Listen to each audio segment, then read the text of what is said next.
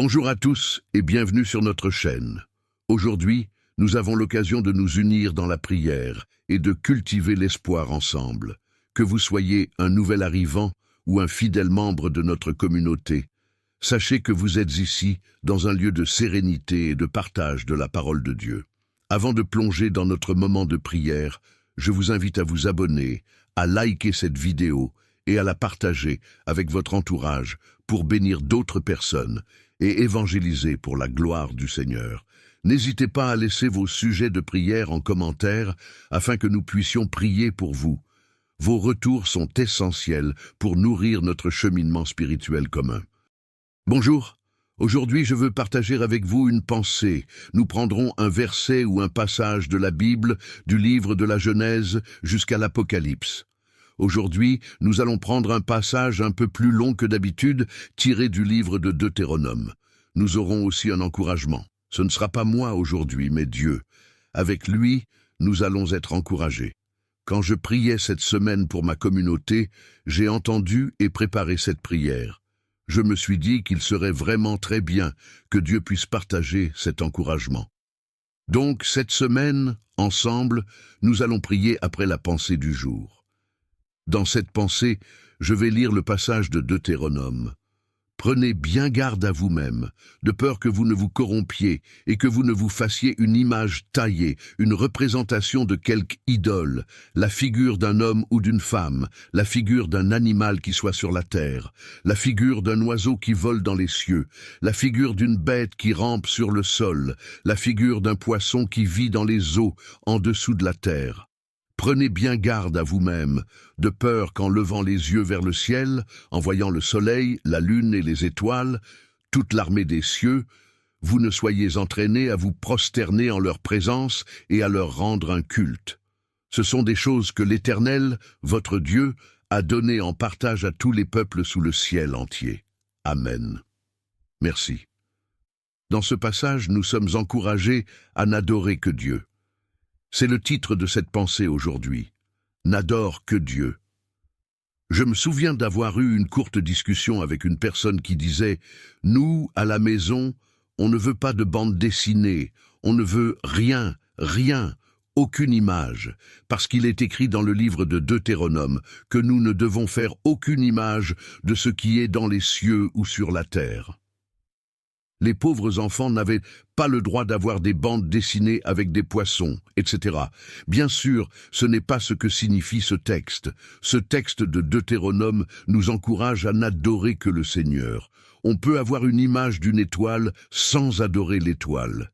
Mais à partir du moment où cette image ou cette statue, qu'elle soit d'un animal ou autre, nous amène à nous consacrer ou à vouer un culte à cette chose, à ce moment-là, Dieu ne peut pas approuver cela. J'ai trouvé cela assez original de la part du Seigneur de t'encourager aujourd'hui à n'adorer que lui. Pour nous, c'est tellement normal, et certainement pour toi aussi. Mais peut-être qu'il y a dans ta vie quelque chose auquel tu voues un culte, une adoration, ou quelque chose que tu places même au-dessus du Seigneur. Peut-être que c'est comme une image qui est là, sous tes yeux devant toi. Cela peut être quelqu'un, une statue ou une effigie quelconque, et tu portes une admiration, mais une admiration qui frôle l'adoration envers cette chose. C'est anormal. Le Seigneur veut t'amener aujourd'hui à te rappeler que lui seul mérite l'adoration. Aucun homme, aucune créature, rien ne doit le remplacer. C'est ce que Paul dira dans le 1er chapitre du livre de Romains. Ils ont adoré la créature au lieu du Créateur. Quand quelqu'un que nous aimons devient comme un créateur, comme s'il prenait la place de Dieu, il y a un problème. Nous l'avons dit cette semaine, nous sommes les serviteurs et il est le Seigneur, il est le Maître. Nous ne sommes pas des dieux, il est Dieu. Alors aujourd'hui, remettons à sa place celui qui est Dieu et qui a tout créé et adorons le Seigneur, lui seul. Je t'adore, oui, je t'adore. Ma raison de vivre, c'est de t'adorer. Oui, déclare-le. Je veux t'adorer, oui, t'adorer. Oui, dis-lui, Seigneur, je veux t'adorer. Ma raison de vivre, c'est toi, Seigneur. C'est de t'adorer. Aujourd'hui, Seigneur, tu veux ramener quelqu'un à l'adoration parfaite, celle qui est agréable à toi. Nos cœurs veulent t'adorer. Nos cœurs veulent te servir. Nos cœurs veulent vivre pour toi. Et je prie, Père, qu'aujourd'hui, quelqu'un puisse revenir à une adoration entière, totale envers toi, et que toute autre forme d'adoration disparaisse pour laisser place à la véritable et à la seule adoration qui mérite de vivre, celle qui est à toi. Seigneur, aujourd'hui nous choisissons de n'adorer que toi. Aucune personne, aucun être humain, aucun ange, aucune étoile, aucun animal, personne ni rien ne te remplacera. Nos cœurs sont pour toi, Seigneur. Amen. Alors, dans cet encouragement aujourd'hui, avec Annabelle, nous allons parler de 3 niveaux de distinction dans la vie d'Esther. Hier, nous avons cité la vie d'Esther et la place qu'elle avait, et nous allons en parler ensemble. Quels sont ces 3 niveaux de distinction? Tout d'abord, merci de m'accueillir en tant que premier invité dans ce nouveau format de prière inspirée. Je suis ravi d'être avec vous 3. Merci pour l'accueil. Quelle équipe chaleureuse. Nous allons donc voir les 3 niveaux de distinction que l'on peut observer dans la vie d'Esther, qui nous enseignent à chercher nous-mêmes un niveau de distinction supérieur. Dans le livre d'Esther, nous constatons qu'Esther était une jeune orpheline, et sa vie va prendre un tournant dans Esther 2. Au chapitre 2, on voit qu'elle est choisie pour être amenée au palais, qu'elle fait partie de ces belles jeunes filles qui peut-être un jour pourraient devenir reines. Elle est choisie pour aller au palais. Elle y entre, et la Bible nous dit qu'on lui donne même les meilleurs appartements, des serviteurs et des produits cosmétiques. C'est le premier niveau de distinction, une faveur surnaturelle qui arrive dans notre vie, un changement de position sociale, un changement de statut financier, une entrée dans le monde du travail. Peut-être que pour toi, cela pourrait être le mariage, une promotion, une faveur qui fait que ta vie change.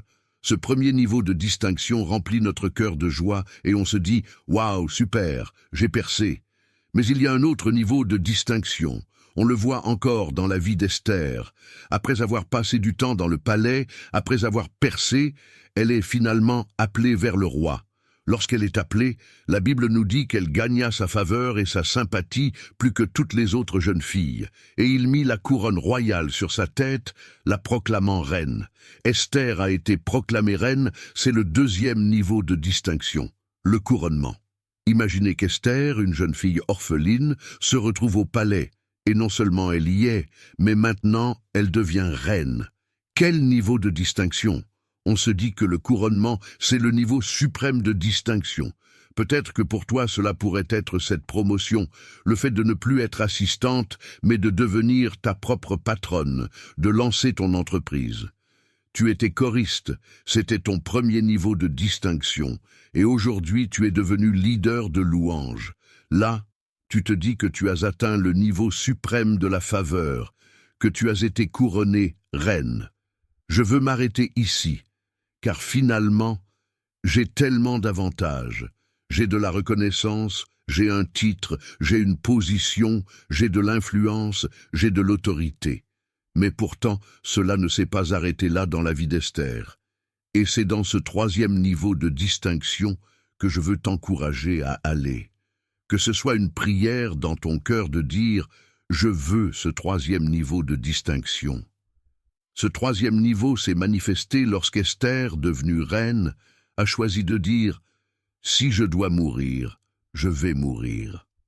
Si je dois prendre le risque de mourir pour mon peuple qui est sous une menace, prête à se faire éradiquer de manière injuste, alors je suis prête à mourir. Je suis prête à renoncer à tous les bénéfices, tous les avantages que la distinction m'a apportés en entrant dans le palais et en devenant reine. Je suis prête à renoncer à tout cela pour pouvoir dire « Seigneur, je m'abandonne complètement entre tes mains. Je suis prête à renoncer à cette couronne, à tous mes avantages, à toute ma sécurité, à tout ce que j'ai cru être le niveau suprême de la réussite, et à dire « Si je dois mourir, alors je vais mourir. » C'est cela, la distinction suprême, le 3e niveau de distinction. C'est le niveau que Jésus a également appliqué dans sa vie. Dans Philippiens 2,5, nous pouvons lire ensemble. Lui qui est de condition divine.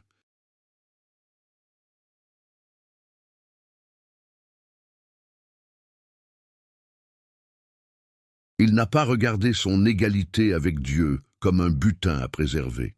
Il s'est dépouillé lui-même en prenant une condition de serviteur, en devenant semblable aux êtres humains et reconnu comme un simple homme. Il s'est humilié lui-même en faisant preuve d'obéissance jusqu'à la mort, et même la mort sur la croix. C'est pourquoi Dieu l'a élevé et lui a donné la place la plus haute, ainsi que le nom qui est au-dessus de tout nom. C'est le modèle de Jésus-Christ. Le fait de s'humilier et de se dépouiller soi-même, de ne pas regarder ce qui compte pour moi, ce qui était pour moi un avantage, comme quelque chose à préserver, mais comme Jésus, être prêt à laisser cela de côté. Pourquoi? Pour pouvoir servir les intérêts de Dieu. C'est ce troisième niveau de distinction que nous devons chercher, ce troisième niveau dans lequel nous serons pleinement accomplis. Oui, nous pouvons vivre le premier niveau, l'entrée dans le palais, et nous pouvons vivre le deuxième niveau, le couronnement, mais cherchons à vivre le troisième niveau de distinction. Ne nous arrêtons pas au palais, ne nous arrêtons pas au couronnement, mais cherchons à vivre ce niveau, où nous sommes prêts à nous dépouiller complètement, prêts à nous humilier, prêts à laisser notre vie pour accomplir la volonté de Dieu. Amen. Merci. Donc le premier niveau, c'est l'entrée dans le palais. Dans ce premier niveau, doit-on abandonner ce niveau pour aller au supérieur? Ça s'abandonne. On doit renoncer ou pas? Il est assez facile, celui-là, à renoncer, parce que c'est une ascension. C'est comme un pas dans le palais, mais là, je vais vers le roi, je vais devenir VIP. J'étais dans la foule, mais là, je deviens VIP. Donc ce n'est pas un grand renoncement. Dans le premier niveau, qu'est-ce qui se passe? Résume-nous ce qui se passe dans le premier niveau. Dans le premier niveau, c'est que j'ai pris l'exemple de la choriste. Tu chantes dans l'église, et là, d'un seul coup, tu rentres dans l'équipe de louange. Ça, c'est le premier niveau. Oui, ça, c'est le premier niveau. Tu rentres dans l'équipe de louange. Ah, c'est trop bien. Avant, j'étais avec tout le monde dans la foule, je chantais, mais maintenant je suis sur scène et je chante. Et tu vas aller au deuxième niveau. Dans le deuxième niveau, c'est que tu as été choriste et tu as servi, tu as été fidèle. Et d'un seul coup, on te dit « Ah, je t'ai vu, je t'ai entendu, j'ai vu ton cœur, j'ai vu comment tu étais. » Et ça vient de Dieu. Ce sont des niveaux de distinction qui viennent de Dieu. Ce ne sont pas des choses qu'on cherche, c'est la faveur de Dieu qui se manifeste dans notre vie. Et là, on te dit « Ok, maintenant, on aimerait que tu sois leader de louange. » On aimerait que tu ne sois plus une choriste, mais que tu sois leader et que tu puisses représenter la louange. Et là, tu te dis « Waouh, j'ai vraiment percé. Merci Seigneur, merci parce que c'était le rêve que j'avais dans mon cœur. » Ça répondait aux prophéties qu'on m'avait données, aux paroles qu'on m'avait dites. Et tu te dis « J'ai réussi. » C'est là où on arrive au niveau du renoncement. En dehors de la louange, ça pourrait être quelqu'un d'autre. Quel exemple pourrais-tu donner? Peut-être que tu as eu un travail, tu as fait tes études, tu es rentré dans une entreprise, tu as commencé à gravir les échelons, et là, tu arrives à un poste de directeur général. Ou alors, dans la vie, tu étais locataire et d'un seul coup, tu deviens propriétaire. Ou encore, tu as déménagé dans un pays et c'était pour toi le début d'une nouvelle vie. Dans ce nouveau pays, tu commences à prospérer, tu achètes ta première maison, tu as tes enfants, tu te maries. Et c'est le moment où Dieu te dit « Ok, est-ce que tu es prêt à abandonner tout ça ?» Alors que c'était ton rêve, que c'est moi qui t'ai donné toutes ces choses, que c'est moi qui t'ai placé là. Mais est-ce que tu es prêt à abandonner tout ça pour venir me servir? On avait parlé de Joseph cette semaine avec son ascension. Joseph, lui, il atteint le deuxième niveau. Et ensuite, il y a l'entrée dans le troisième niveau de distinction. Ce troisième niveau, c'est où en fait tout ce que Dieu t'a donné, toute cette faveur qui s'est manifestée dans ta vie, à la fois, tu es prêt à tout perdre. Tu es prêt à tout mettre sur la table, mais en même temps, Tu comprends que tu es arrivé à ce niveau-là pour quelque chose, que ce que tu as, ta prospérité, ta réussite, peut-être ton mariage réussi, le fait d'avoir cette position d'influence et d'autorité, c'est pour pouvoir accomplir quelque chose. Ce n'est pas juste pour faire le beau, ce n'est pas juste pour être populaire, ce n'est pas juste pour bien paraître, c'est pour que ça serve à quelque chose.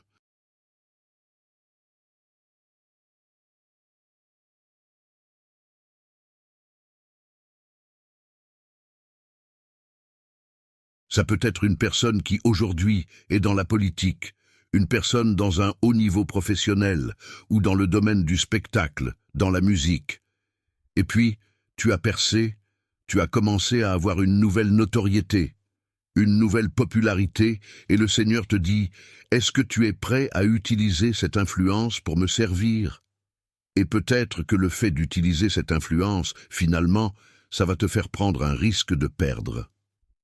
L'épreuve des autres de perdre un gros contrat, de devoir déménager alors qu'ils se disent « Je suis dans la maison de mes rêves, je suis dans le meilleur moment de ma vie ». Mais n'est-ce pas pour un moment comme celui-ci que Dieu t'a placé là? Pour accomplir un projet divin qui pourrait être une solution pour ta nation, pour ta génération, ou peut-être juste pour ton environnement ou ta famille.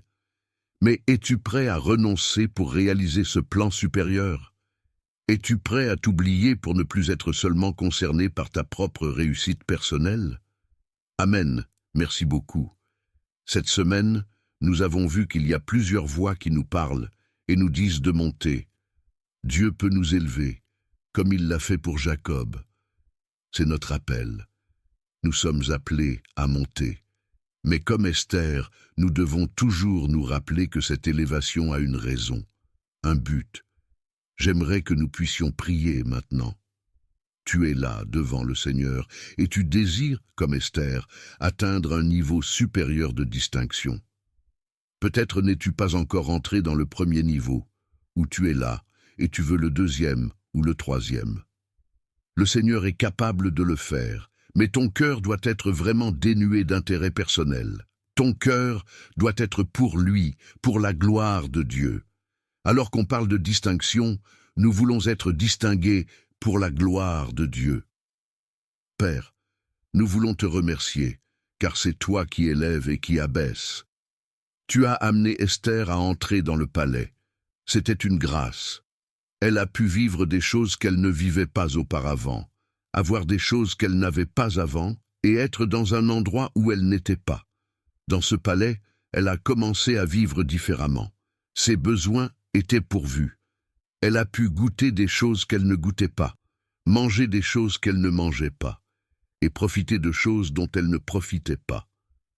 Elle avait enfin ce qu'il fallait pour avoir des produits cosmétiques, des bijoux, des habits, mais il y avait quelque chose de plus pour elle. La royauté, un autre niveau. Je prie pour quelqu'un, Seigneur, qui s'est satisfait de ce premier niveau. Cette personne est simplement heureuse, car tu l'as bénie. Elle a une voiture, une maison. C'est un chrétien qui a ce dont il a besoin. Mais il y a plus, Seigneur. Je te loue parce que tu nous as choisis et mis à part. Mais il y a un deuxième niveau. Ne nous permets pas de rester dans ce premier niveau, où nous profitons simplement de la bénédiction. Il y a une plus grande bénédiction, quelque chose de plus grand. Prions maintenant pour le deuxième niveau avec toi, Annabelle, ceux qui aspirent au deuxième niveau. Nous voulons te remercier pour tout ce que tu as fait dans nos vies, pour cette faveur qui s'est manifestée, cette faveur surnaturelle.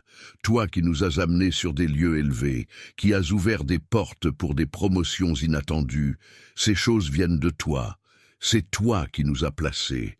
Mais Seigneur, je prie que nos cœurs ne s'attachent pas à ces choses, qu'ils ne s'attachent pas à une position ou à un titre.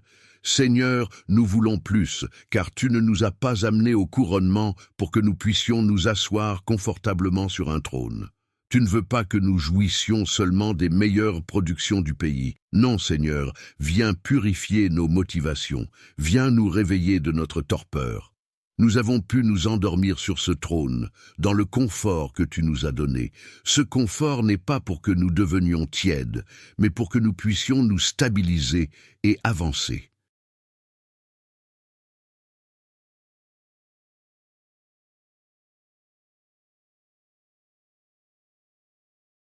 Seigneur, fais-nous grandir en toi, qu'on puisse s'enraciner en toi, que nous n'ayons plus à nous inquiéter de notre survie, de comment nous allons payer le loyer à la fin du mois. Tu n'as pas fait ces choses afin que nous nous enorgueillissions, ni pour que nous devenions légers avec toi, pour nous laisser aller à des occupations vaines de la vie, à passer d'une distraction à une autre, de vacances en vacances, de choses futiles en choses futiles. Non, Seigneur, tu nous as donné toutes ces choses afin que nous puissions nous approcher de toi, que nous ne soyons plus inquiets du lendemain, mais que nous te cherchions avec un cœur qui ne soit pas partagé. Je prie que, dans ce milieu de distinction, un amour nouveau puisse renaître, un amour, Seigneur, un premier amour où nous te cherchons chaque jour, parce qu'il était nécessaire pour notre survie. Qu'à nouveau nous puissions te chercher chaque jour, parce que nous avons besoin de toi. Sans toi, nous ne sommes rien. Seigneur, viens raviver ce premier amour au milieu du confort, au milieu de la promotion, au milieu de la faveur. Rappelle-nous que sans toi, nous ne sommes rien, que c'est toi qui nous donnes le souffle de vie. Oui, Seigneur, viens ranimer et souffle sur nous, afin que je sois prêt à me dépouiller de toutes ces choses vaines, de toutes ces choses dans lesquelles j'ai mis mon cœur et perdu mon temps. Ô Seigneur, viens me réveiller et purifier mes motivations, qu'à nouveau, Seigneur, je sois enflammé pour toi, que ma première pensée soit sur toi, pour toi, et que je ne sois pas endormi au milieu de tout ce confort. Ô Seigneur, tu ne m'as pas amené ici pour que je devienne une reine ou un roi passif et endormi. Non, Seigneur, tu nous as amenés ici pour plus, pour davantage. Viens réveiller en nous notre esprit, ton esprit qui nous agit, qui nous pousse à dire « Il y a plus, je veux plus ». Je ne veux plus me contenter de ça. Je veux aller vers ce troisième niveau de distinction. Je veux que mon cœur puisse s'ouvrir, que mes yeux s'ouvrent sur tes intérêts, sur les causes qui font vibrer ton cœur. Oui, Seigneur, je veux à nouveau être disposé à connaître cet appel, à découvrir ce rêve que tu m'as donné. Je veux être prêt à me dépouiller, à me sacrifier, à renoncer à ma couronne pour me lever et dire comme Esther, « Si je dois mourir, eh bien je mourrai. Si je dois me sacrifier, je me sacrifierai. » Oui, Seigneur, c'est à ce niveau que je veux entrer, ce niveau le plus élevé, ce niveau de distinction où je disparais, où mes intérêts disparaissent, ce niveau où je ne prie plus pour moi, où je ne suis plus concerné par ma propre vie, ma propre sécurité, mon propre confort, mais où je dis, Seigneur, si je dois mourir, je mourrai, parce que si je dois accomplir ta destinée, si je dois réaliser tes plans en me dépouillant de cette couronne, alors, Seigneur, je vais le faire. Cette couronne, tu ne l'as pas donnée pour que je puisse m'enorgueillir, pour que ce soit mon plus grand trésor. Non, car c'est toi mon plus grand trésor. Je veux me rappeler que c'est toi, Seigneur, qui es mon plus grand trésor. Tu nous as donné une couronne, non pas pour nous enorgueillir, mais pour un mandat, pour une mission. Je prie pour quelqu'un aujourd'hui à qui tu as donné une couronne, que ce soit un père, une mère, un responsable, un directeur. Seigneur, tu lui as redonné une couronne, une position qu'il porte parfois avec fierté. Mais tu veux que cette couronne, cette position, puisse servir le mandat et la mission pour laquelle elle a été placée sur leur tête. Père, merci, car c'est toi qui nous bénis. Il n'y a pas de père sans enfant. Un père est un père parce qu'il a enfanté. Alors, si la couronne a été donnée à quelqu'un, ce n'est pas pour être fier, mais pour enfanter, pour faire du bien à ceux que tu as mis sous sa responsabilité. Seigneur, tu as dit à Pierre de prendre soin de tes brebis, de tes agneaux, alors que tu as donné à Pierre cette couronne, que tu lui as donné cette place dans ton royaume. C'était pour servir les autres, c'était pour accomplir son mandat, sa mission. Je prie pour quelqu'un qui a la couronne, mais qui n'accomplit pas sa mission. Je prie pour quelqu'un, Seigneur, qui est là dans le palais, qui est béni, qui a été élevé, mais qui n'accomplit pas son mandat. Il a caché son talent en terre, et le Seigneur te dit, « Depuis combien de temps as-tu caché ton talent? Et combien de temps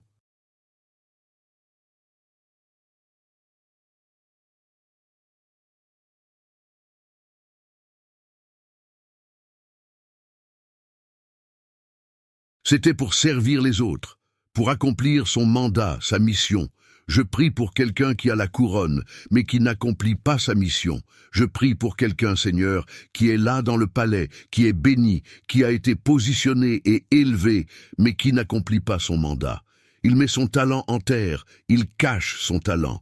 Et le Seigneur te dit, depuis combien de temps as-tu caché ton talent? Combien de temps vas-tu encore le laisser en terre? Il y a une femme à qui le Seigneur a donné le don d'écriture, le don de créer. Il y a un homme à qui Dieu a donné le don de gestion, et ce don est enfermé alors que l'Église en a besoin. Tu es enfermé. Ce don, le Seigneur en a besoin, tout comme il avait besoin de l'âne pour entrer à Jérusalem. Le Seigneur a besoin de ce don dans ta vie pour son Église, pour son royaume. Utilise ce talent. Dieu t'a distingué afin que tu puisses être utile. Il fait de toi un vase d'honneur pour te rendre utile. Sois utile au nom de Jésus, à partir d'aujourd'hui pour ta gloire. Alors déclare au nom de Jésus, Seigneur, utilise-moi pour ton œuvre. Amen.